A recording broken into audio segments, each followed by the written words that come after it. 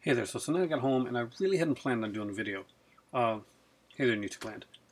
But I was watching a video with with my better half, and that was one that Parson Burger did called basically three must-have box sets, where he talked off and showed off some excellent box sets that he had, amazing stuff that I don't have actually either one of those, and I will pick them up down the road. If you haven't seen the video, really seriously check it out. I'll link it down below in the description box. Two newcomers to YouTube, Parsnip Burger and Toddy Walnuts, are both putting out some very, very high quality stuff. So if you haven't checked them out, you really should. I am trying to get most of the videos watched, all of them, but thing is, my better half goes to bed earlier than I do, and she tells me don't watch without me because she's really liking the stuff. Then we watched a lot of the videos together. It's kind of like it's for us. It's like when watching TV. We kind of want to stay caught up together, so we'll watch the videos together. So here we go. Three box sets that I really love, and I think that everybody should have in their collection. And I didn't know where to start first. I wanted to do some different stuff or stuff that I hadn't done in a while, even if it's been shown in a previous video, and really kind of showcase it well, because I think Parson Burger did a really great job of showcasing things that they had there. And man, that Ten Commandments is a good movie. Not like, I guess it's not my favorite. It's not my favorite movie, but it's one that I really do enjoy. I just don't think about watching it, or I never have thought about buying it, but that made me want to buy it. That being said, one of my favorite early TV shows when I was a kid was, I watched a lot of the spy shows like Get Smart and Man from U.N.C.L.E. and shows like that. And I wanted to show off this here attaché case, briefcase set from the Man from U.N.C.L.E., the complete series. So you can tell it has like the actual steel snap things there. It's got the plastic case, got it's like the normal attaché thing. Actually, it's pretty sturdy. It's one that I was kind of worried about at first. I was worried if the sturdiness was going to stick, but it has. So basically what you do is you open it up like this. Comes something like this. I'm going to make sure that's open right. Let's make sure it gets open right. You open it up like that. So keep the top part up like this. And there's so many DVDs in here, by the way. Kind of comes open like this, and you can see Napoleon and Ilya. Oh, yeah, on here, on the inside of the cover. It's a really nice picture. So hopefully you can get good. So what we're going to do, we'll take it each season and look at them, because each I'll have some special stuff with each one. So first off is season 1. I think this was 29 episodes plus more than 100 minutes of bonus footage. So in this one here is a featurette called Cloak and Swagger Affair. The untold story of the Man from U.N.C.L.E., which is actually pretty cool, and one called Solo, which was like the original color pilot, and a celebration of the Man from U.N.C.L.E. guest stars, because he had some really great guest stars. So it slides out kind of like this. It's kind of like that was actually pretty cool, and it's like a book. It opens up. You see the U.N.C.L.E. logo on the spine there.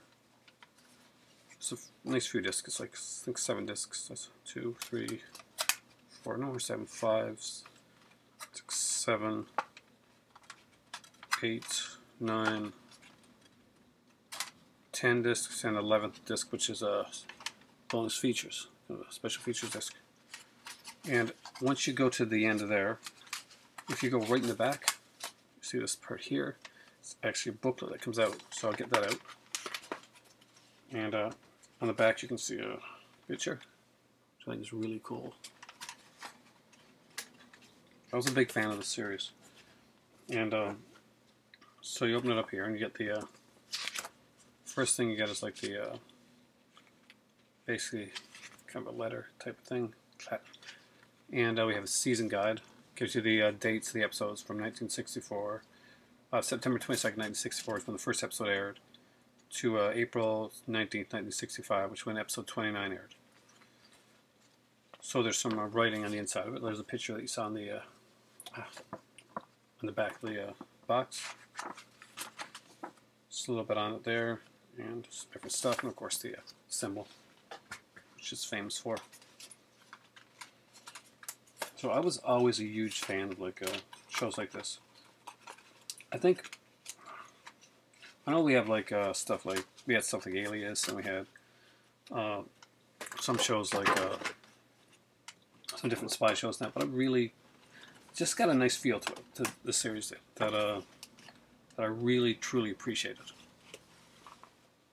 So it's the first season. Now, season 2 is done in blue. So again, we have the slip, which I'm going to get off for you. It's tight because it's literally packed full. And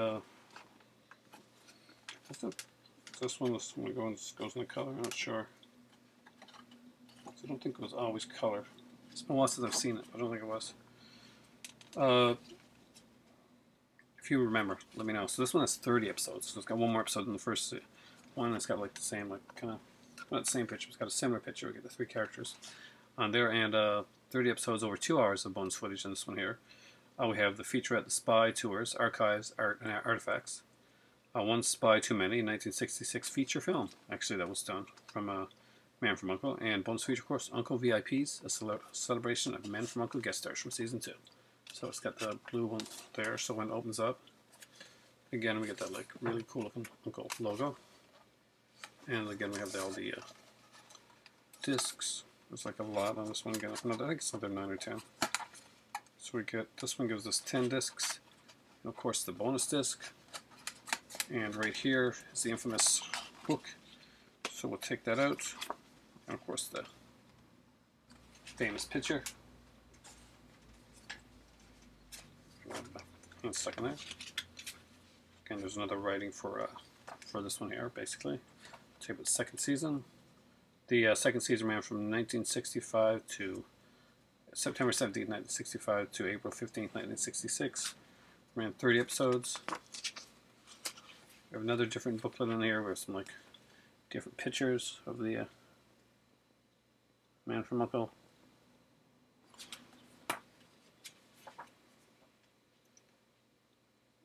And basically they talk about how the Man from U.N.C.L.E. was brought, like, begot shows like Get Smart and I Spy and The Wild Wild West over on CBS, which was kind of which I also have the set of that. It's really cool actually. And they actually mention April Dancer, who was in the second season episode, and she's played by Marianne Mobley. Was meant to be like a I think a spin-off character. And when the series, I know there was actually a spin-off called Girl from U.N.C.L.E., but it starred, oh my god, one of my favorite actresses, and I don't remember her name right now. Heart to Heart. But trying to get this back in because very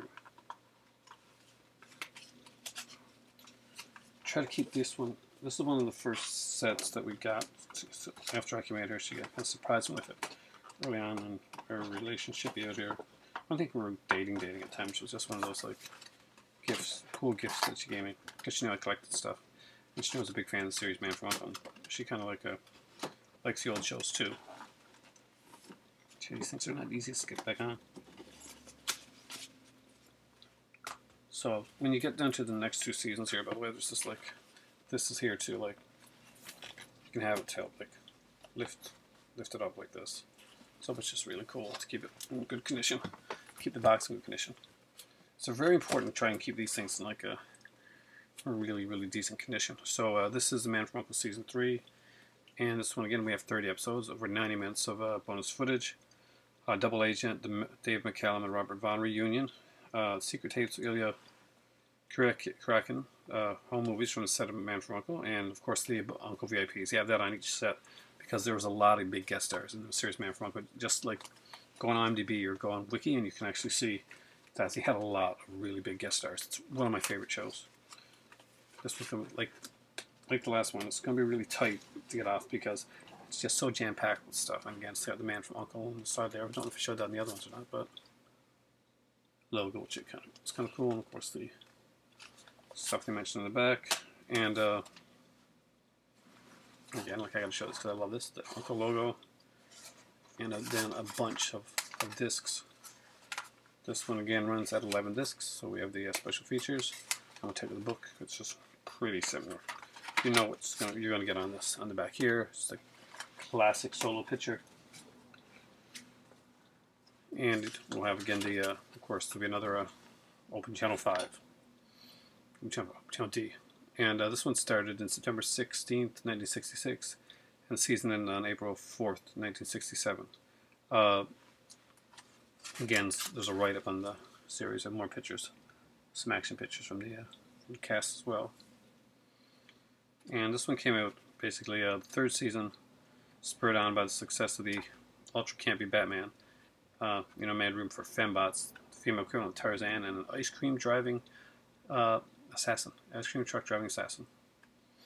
The series started to become a little bit more tongue-in-cheek, and it kind of did the whole like kind of cheesy stuff like years before there was like Austin Powers or anything like that, and did a pretty cool job. I gotta say, this was, for me, I thought the series was solid all through. I liked it. Like, you know, sometimes you get a series and you're like, okay, I don't like this season much, but I kind of liked all the seasons. Even when it got campier, some people preferred the darker, straighter stuff. But I thought they both had their place, and they both worked because the actors that they used were extremely versatile. You know, the fourth season is a much shorter season than this one here, so it's a smaller box set. But again, it's quality stuff. And when this one comes out, so it's the fourth set there. So this is the thing. When this one comes out, it's got this thing. It's got this here, these bonus discs, which we'll get to in a second. So aside from the bonus features that are on each of these, now this one only has 16 episodes, the last one.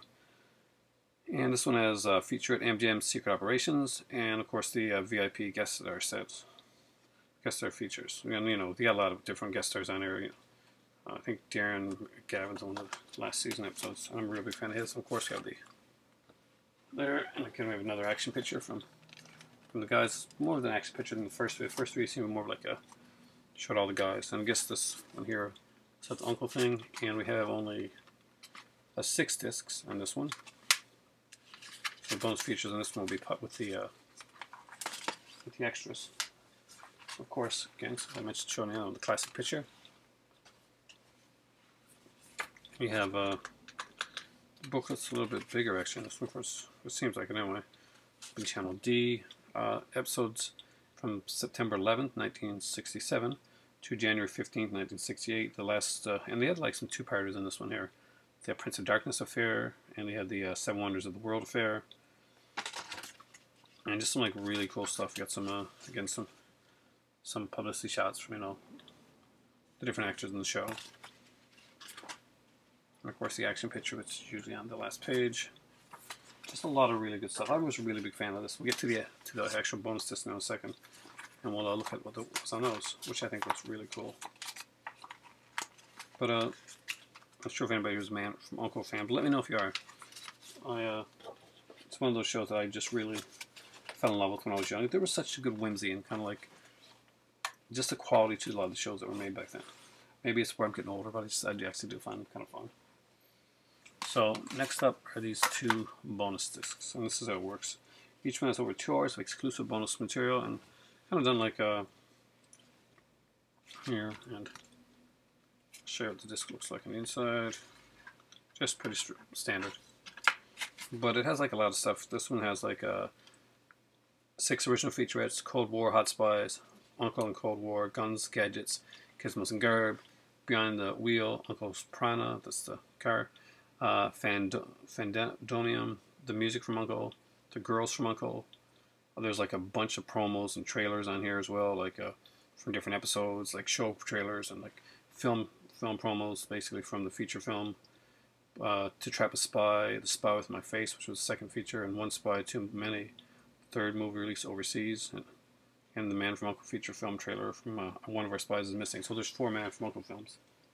Most of them were like kind of, I think they're cut together with the episodes, but it's good to have that. On here we have like again, it's the second one's pretty much the same standard, you know, black case, black, you know. But it's kind of cool. We have some neat stuff here. We have the some interviews with actors and production staff. We have like Richard Donner, of course, the famous director. He worked on Man from U.N.C.L.E. Robert Vaughn, is, of course, Napoleon Solo. Joseph Sargent was the director, and Joseph Lure was an assistant producer on Man from U.N.C.L.E. They got some TV appearances and spots, which are kind of cool. There's like one from the Golden Globes, awards from the aired live on the Andy Williams Show.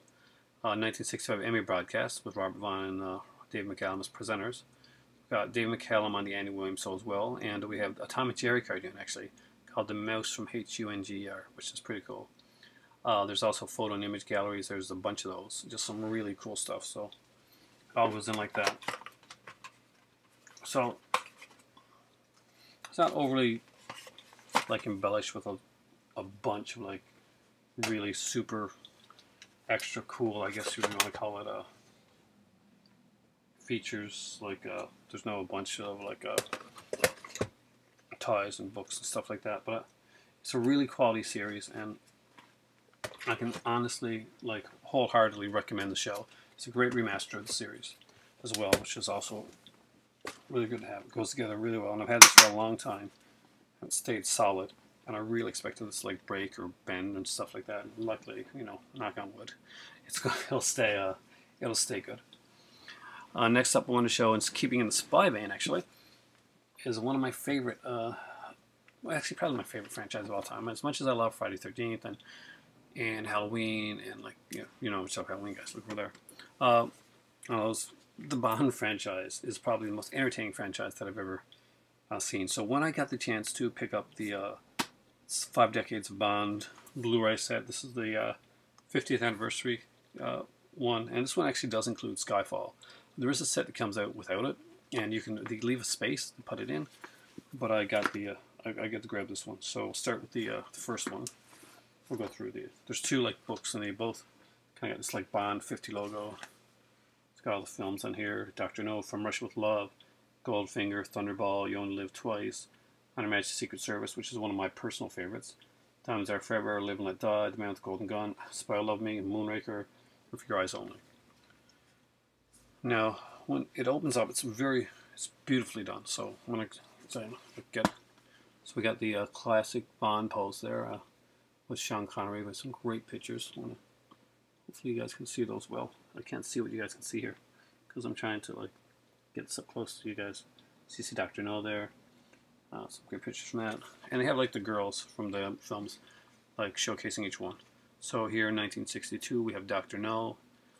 And in 1963 we have, of course, From Russia with Love.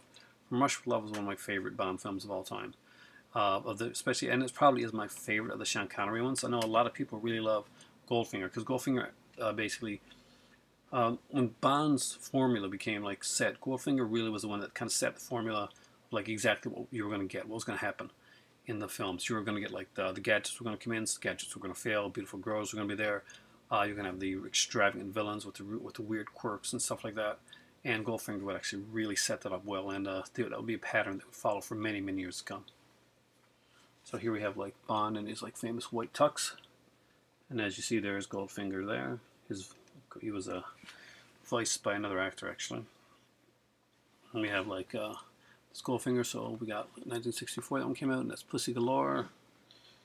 And of course, it's Thunderball. I actually saw that in theater just a little less than a year ago during a digital film festival that we had here. And I got to actually watch Thunderball in theater. It was really exciting because I hadn't seen any of the Sean Connerys in theater. And this was my first one. It's such a beautiful cinematography. And the fight at the end, I got to say, goes on a little long and it's a little silly. But I still think it's a really great film. And it's a favorite of mine. Here we have one of my favorites. One of the underrated Bonds is George Lazenby. And of course we have the man himself, Donald Pleasance, here as Ernest Stavros Blofeld. The picture up there that you see up top with Lazenby and the background, the Swiss Alps background, that's like probably one of the most famous ones. If you ever had the VHS edition of On Her Majesty's Secret Service that was put up by MGM, then this was the picture that they showed on it. Some great stuff there. Let me see, like him with Tracy, and Tracy is fantastic. It's just such a great film. But here's You Only Live Twice. And of course, Tracy with in 1969 for Unmatched Secret Service. So 67, 69. So they were still being done fairly close together. Now we get into the Roger Moore era. There's actually one more Sean Connery one, which is Diamonds Are Forever. But Roger Moore would start with the Live and Let Die, which is kind of like the blaxploitation-y type of one. We got the Baron. Let's see if I can show you here. So that's backwards. Baron Samedi. I really like this character. I think it's the guy from the 7-Up commercials back when I was a kid. You know, drink 7-Up. I don't think he did it like that. But you know what I mean. He had this kind of like a ha-ha-ha type thing. Like, I can't really get it right now. You know, honestly, I used to do that voice perfect, but now I can't get it at all. But anyway, yeah, I'm sure it was a guy from 7-Up commercials. It used to freak me out, actually, when I watched them. Diamonds Are Forever was the last one done by Sean Connery until he did the one by the other company. Because never say never again. And of course, Live and Let Die was the first one with them. That one had Jane Seymour. As you can see here, she played Solitaire. And it was kind of a dick in that one. Like, she had her powers and she could apparently lose them if she had sex, type of thing. It was like it was kind of a sacred thing. She was a virgin. And like, he stacks the deck, in the card deck to make it her seem like he was the person he had to have sex with. And so he's kind of a dick in that movie. Of course, we have the kind of the classic Roger Moore pose. And of course, we have like, okay, gotta get used to this, Christopher Lee, because he was in The Man with the Golden Gun. And up there you see Jaws as well. Let's go to the classics. Two of the classics here. Man with the Golden Gun. Actually, it's not one of my favorites. It has her That is the guy from the Fancy Island series. Played Tattoo, and it has the Spy Who Loved Me, which I think is one of the really quality Roger Moore ones. Really, really high quality ones.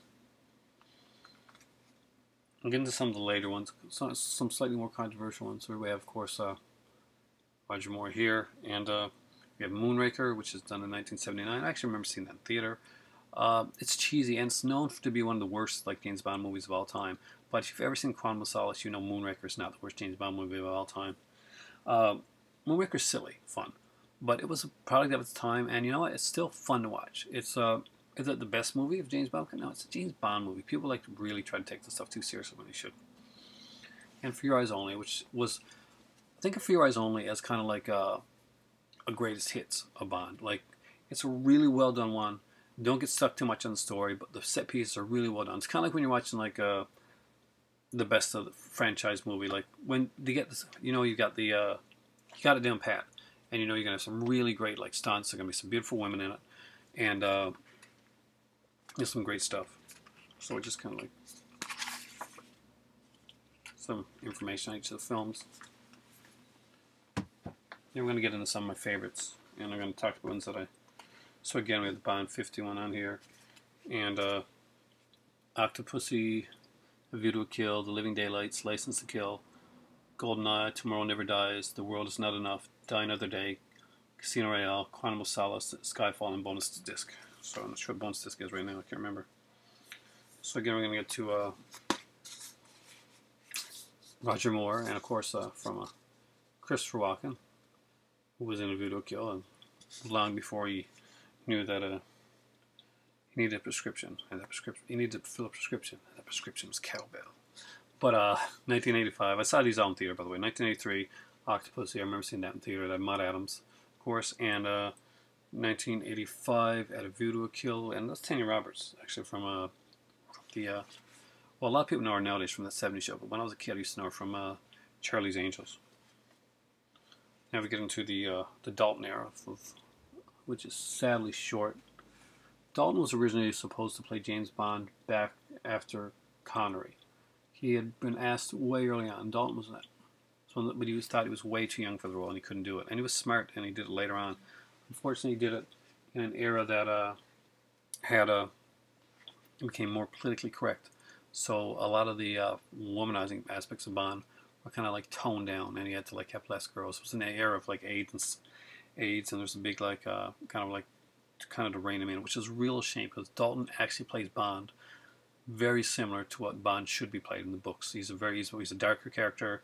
He's much more serious, and you would see like the Dalton era Bond would come like almost be like ahead of its time, because what you see now with the really good Daniel Craig stuff. That's pretty much circa Dalton era type of stuff. And he had two. We did The Living Daylights, which some people like really kind of prefer with Miriam Diabo, and of course there was License to Kill, which is my favorite. It's License to Kill wasn't but there was not a big like super villain. It was like a drug cartel type of thing. It just his friend Felix like gets viciously attacked. His wife is it was Priscilla Barnes actually in the film from Three's Company, and it was just I loved what it was. It was so gritty. It was so raw. He basically says like screw it. No, this isn't a mission. This is personal. You can take my you can take away my license to kill. I don't care. I'm going to go out and I'm going to get these guys. And of course, the team kind of comes together. Q comes and like meets up with him, and helps him out. And basically, they look the other way. Well, he actually gets the bad guys. So it's really cool. It's really underrated. If you haven't seen it, it's got some great features on it too. These sets are amazing. The features on these Bond sets, I mean, are just incredible. There's just some great stuff on these here. I love the sets. So now we get into the Pierce Brosnan era. Some people are not a big fan of all of them, but I like. So this one here is like classic Brosnan GoldenEye pose. If you look over here, you see Judi Dench now taking over the roles and the first female M. Of course, we have down here we have Terry Hatcher. And it's that just some some amazing stuff on here. Of course, we have it's now famous from Game of Thrones. We have Sean Bean, of course, from the Sharp series. If you watch those, so we have GoldenEye here. So that is done in 1995. I remember watching it in theater, playing the game obsessively when I was younger. And so Terry Hatcher. And of course, we have 1997, Tomorrow Never Dies, and of course that is Michelle Yeoh, a famous martial artist from Japan. She did a great job in these films. Again, every one of these have like such amazing bonus features, like especially the early ones. They have like making ofs and special documentaries that were done back in the like 60s and 70s of the show. That have like casting of like different actors that didn't play it. Like James Brolin was in the running for James Bond at one point, which is kind of seems really strange now, but actually really was. We get into the other. Like the rest of the Pierce Brosnan ones, and of course, so we have The World Is Not Enough, which is my favorite. Pierce Brosnan plays. I know a lot of people like complain about Denise Richards' character, and this pretty girl can be whatever. The ending when he kills who the bad guy turns out to be, and coldly does it. This was the Bond that I've been waiting to see for a long time again. I was waiting to see Pierce Brosnan play. When I read the novels, there was like this kind of like this coldness, and it was almost like, and not unshakableness, because Bond was always like drinking, and to steady his hand when he was like had to perform an assassination or had to do something. He was a much more complex, much darker character than the glib character that we often see in the films, and. I did enjoy those films. Roger Moore films were really fun with stuff like that, but it was nice to see them like go closer to the books, especially with that scene where basically she's kind of like, you're not going to kill me, and just coldly he does it. He just is Bond. And then we get to Die Another Day, which was the anniversary one. A lot of people don't like Die Another Day. Halle Berry was in it with the character of Jinx, which was supposed to spin out to her own films. Unfortunately, Die Another Day was not that well received. Neither was the song, and I'm gonna admit right here, I love Die Another Day's song. I really do. It was one of the ones that seemed grand and seemed like really cool. I know a lot of people hate on the song in the movie. The movie's silly as hell, but it's fun. I mean, we're gonna get into talking about one in a second. It's not fun at all, but this one is really fun, and there's some great features on all these things. So now we're getting to the Daniel Craig era, the almost like pre-Bond. Sort of, and we get to the good first one, Casino Royale. The bad guy in that one, of course, is see if it's even shown here. Yeah, it's kind of shown there. You know him from Hannibal, of course, guys. Let's see if we can see him. There he is. Peek. Yep. Claire. The guy from Hannibal. Yeah. Mads Mikkelsen. And of course, Quantum of Solace, which was really bad. It wasn't fun. Just didn't have the right tone for Bond. It was just all over a complete mess. I knew what it was trying to do. It was very pretentious for a Bond film, and it just tried to make, get some stuff there that really, really, really didn't work.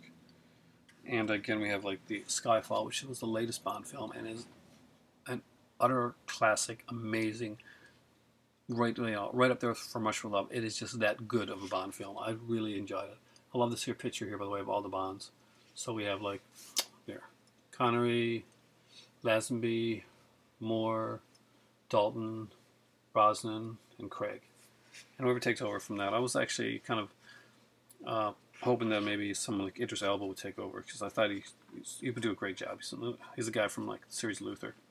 Some people didn't want that because they want the Bonds to be black, I guess. But I don't really see what a big deal that would be. Just as long as you have the right character and you have the right script, that's what's big on for me and stuff. Of course, you have all the movies here with their credits.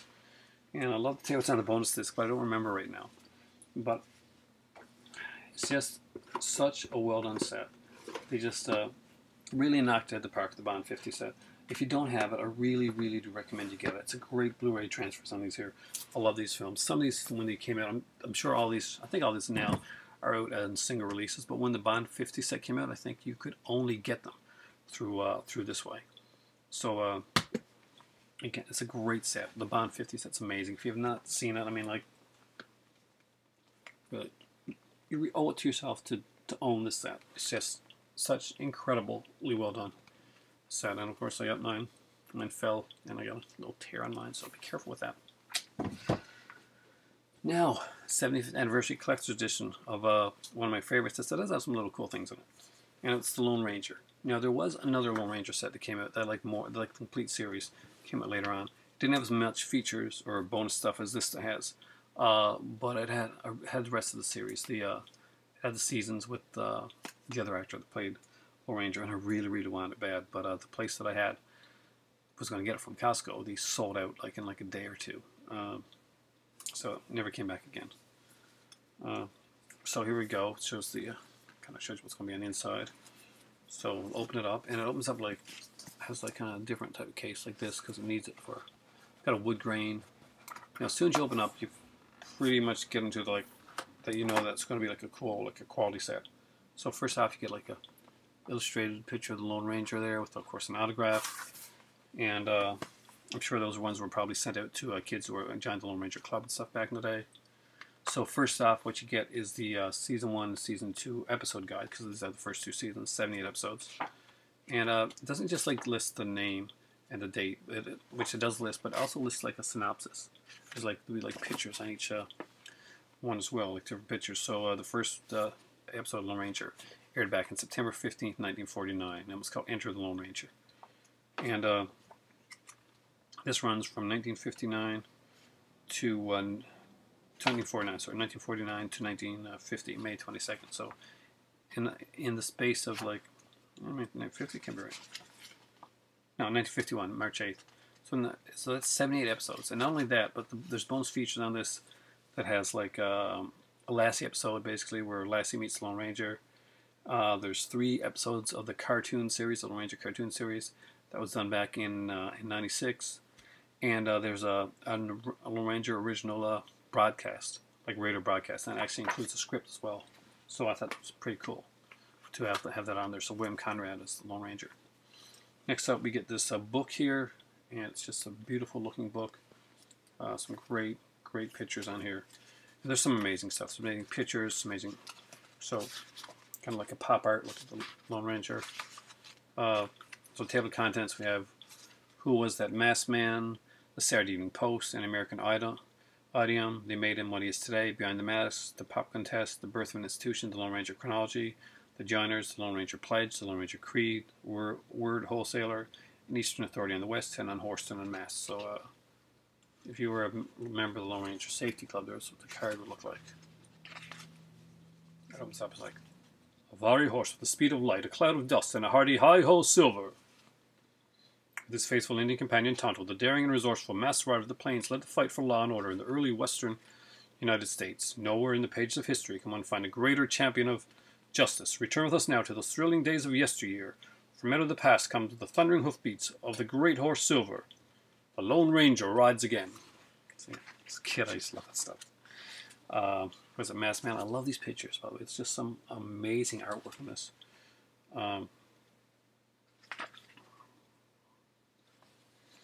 Was Saturday Evening Post magazine, kind of like some great thing, like the Lone Ranger Roundup was like this Lone Ranger official, like kind of like club that he had, safety club. You get these here, like kids would get them to read. There's like some amazing pictures, Lone Ranger trivia on this page as well. I just love the art in this. I won't go through everything, but there's Lone Ranger National Defenders. Just like a lot of great stuff. There's some great like pictures as well, some live action pictures. It also gives us like a, I want to show you this because I thought it was really cool actually. Well, I did. And it's like a chronological timeline. So like for the Lone Ranger from 1933 all the way up to 2003, when basically 2003, a 2-hour-long movie starring Chad Michael Murray. Yeah, just some great stuff that I've got to show you guys some of these pictures. Hopefully this isn't boring you. There's the Lone Ranger Pledge. Basically, I do solemnly pledge to place God and country above all else, to honor my father and mother, to be honest and truthful, to pledge my hand to the weak, to pledge my heart to the helpless, to pledge my life to my fellow man. So now that you know that I used to watch this stuff, seriously, when I was growing up, it was like, it explains a lot about my overly cheery attitude sometimes, I guess. This is all the covers to the Lone Ranger comic books, which I thought was really cool that they included that. Great picture of like Clayton Moore there with some kids from like kind of pub doing that, so Lone Ranger Creed. I don't think they ever show them his mask off, do they? Yes, yeah, I think they do. They? No. They, I'm glad they don't. I don't want them to show him his mask on. But they show like here some like different characters that he did, like disguises and that he had during the series. So he played a bunch of other characters on the show where he basically Lone Ranger would dress up, kind of like Batman does in the Batman series, where he dresses up like matches Malone and stuff like that. He would dress up as these different characters. Just some really great stuff here. And right here alone, this book would have been the perfect thing. I would not need anything else but the episodes in that book. And you know, of course, the episode guys was a plus there. But then there was this. And when I bought this, I didn't know any of this because I hadn't looked on the background, and I just really wanted the Lone Ranger set. So first off, we get the card. Makes you a member of the Lone Ranger Victory Corps. So basically, it's a representation of the cards. So there's 59481. Probably all are with that. And you have like buy share in America, kind of like promoting the war bonds at the time. And hopefully you can see that. Next up is the Victory Corps. It's like what you'd get in the mail. It's kind of like an envelope, but it's not empty. Actually, it has the letter that you would get if you join that loan. So there's like a reproduction of the letter. Put her there, partner. And next up was the kind of like this Raider package. You could send this in and join the safety club. Kind of like a little postcard. And again, that was great stuff to add. But they also gave these like this is the way like cards were done back in the day. Basically, these were kind of like picture cards and trading cards the way they were done back then. So it kind of opens up like that in the back. I'll just take some out here to show you. So it just opens right up like this. Closes up actually fairly easily, hopefully. I don't want to thread these out. So these were like, of course, perforated, so people like get these. So you get these in like a, I think back in the day these got in like cigarettes and stuff like that. So because back then, you know, it's different. Just reproductions of the original cards. And each of them has like story stuff on the end of it, on the back of it.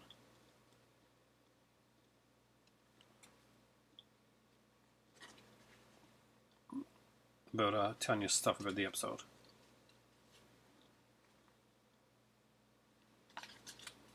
And this is not the complete one. It's like out of 100 cards the set had. Would love to have the Lone Ranger cards. I'm actually I used to be a big card collector. A lot of people don't know that. They know that I collect comics, movies, and stuff like that. But I was very, very like huge on collecting trading cards. I used to have a lot, and unfortunately, when I moved, when I was before my son was born, I moved and I had lost everything. Every trading card I had. I had the Fangoria set, and I had the Star Trek Anniversary sets. I had like different Marvel Universe cards and some DC ones and holograms and just a lot of different stuff. And the Hulk set that I got and I managed to collect from Comic Images. I was heartbroken actually when I lost those, but you know, over time maybe once again I'll go to a convention somewhere. I guess maybe I'll find them. I haven't been able to look into it yet, but one of these days. Then we have the reproduction of the comic book, Legend of the Lone Ranger with Tonto and Silver. Actually, it's really well done. The pages it's nice. It doesn't seem cheap, and it's got a really nice texture to the pages. It's really well done. And of course, I always ends up the hi-ho silver away type of thing. Can't redo the voice right now. I got a bit of a sore throat.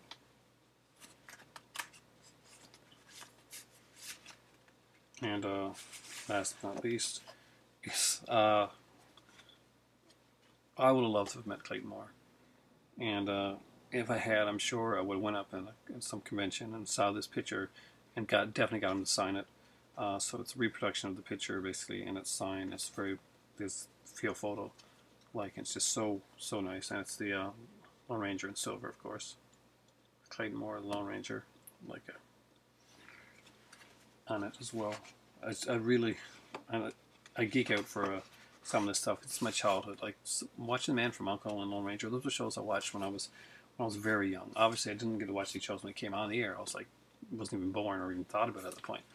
But these were the type of shows that showed on a show when I was a kid, and I was like, I watched it. I watched a lot of TV, and like this really did like idolize, especially the Lone Ranger and stuff like, and shows like that. So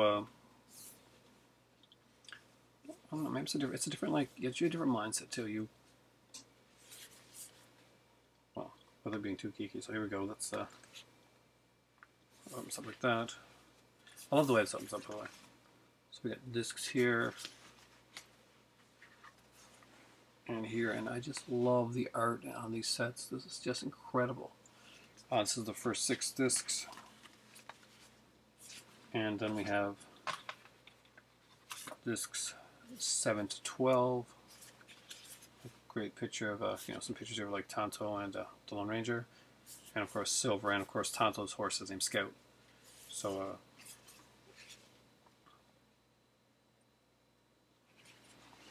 get through this here so you guys can see it.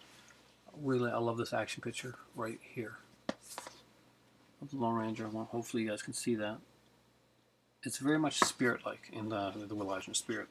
Kind of got a feel to it. So, well, I just really like that. And then there's the bonus features disc. And this is cool the way this is done. So, got it's like this here, bonus features. And okay, slide this down. The disc here, of course, with them was the characters he did. But it also opens up to give you this like full-size Lone Ranger on the side, another full-size, not full-size, you know what I mean, like big, like Tonto on the other. And on the back too, there's also artwork as well, so I'll just kind of show you the box itself that it comes in. And back here, I've never taken off the picture of the Lone Ranger on the back here, but I've always kept this on because I really like it.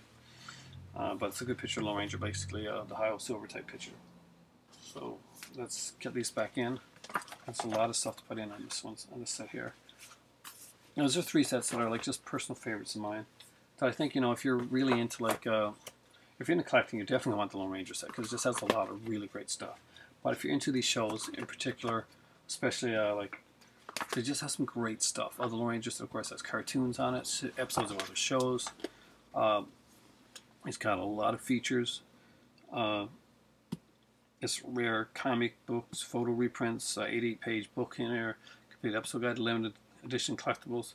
Just really, really great stuff. And it was one of my favorites. When I came here to St. John's, this was the very first set that I bought from my very first paycheck from the first job that I had here.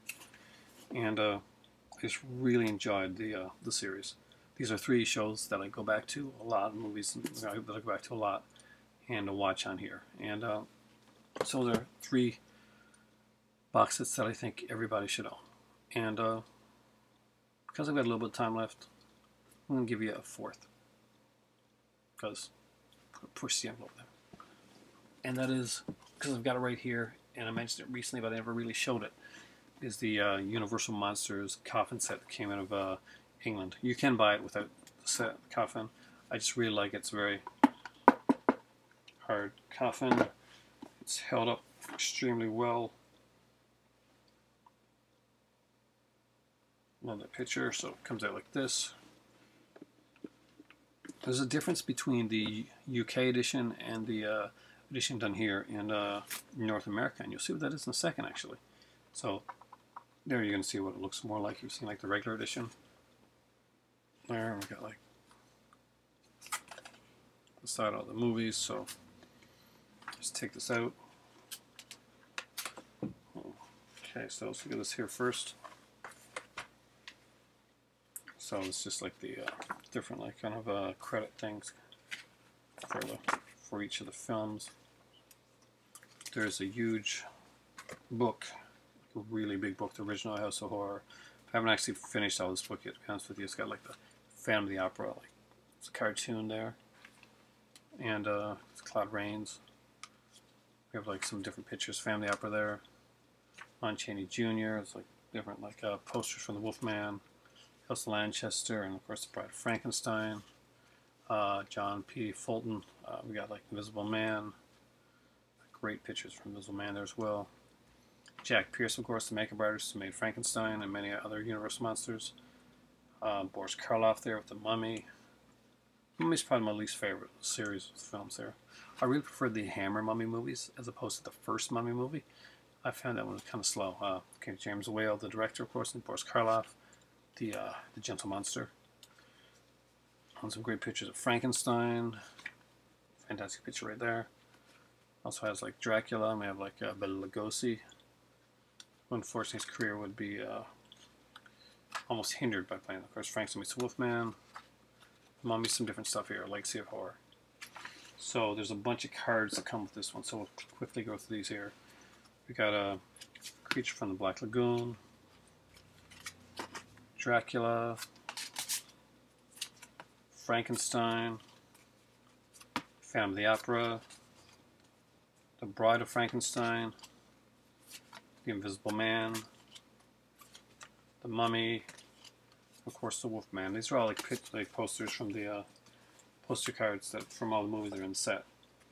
So when you open up the set itself, you kind of slide this out, and we're showing the picture, of course, of Boris Karloff from The Mummy, and on the other side we have the classic, another Boris Karloff picture from Frankenstein.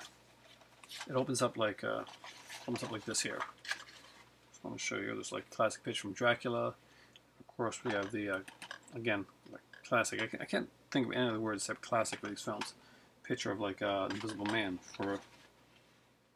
And this is the biggest difference, is that these the discs didn't have pictures on the regular edition, but the actual UK edition actually I've like these picture discs.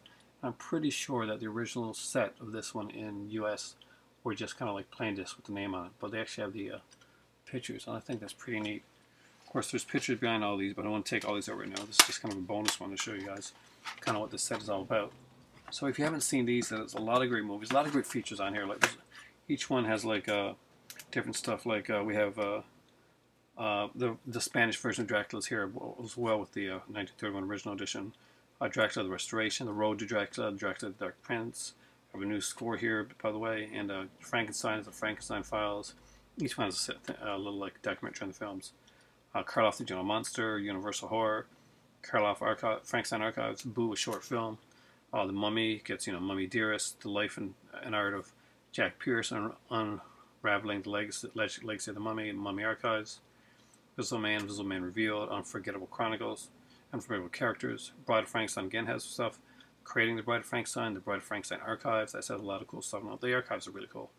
The Wolfman, Monsters by Moonlight, From Ancient Curse to Modern Myth, The Life and Legacy of Lon Chaney Jr., of course, the Family Opera, Phantom Unmasked, Production of Photographs, of course, Creature from Black Lagoon 1954, and exclusive to the Creature one is the original Blu-ray 3D version of the film, Back to the Black Lagoon.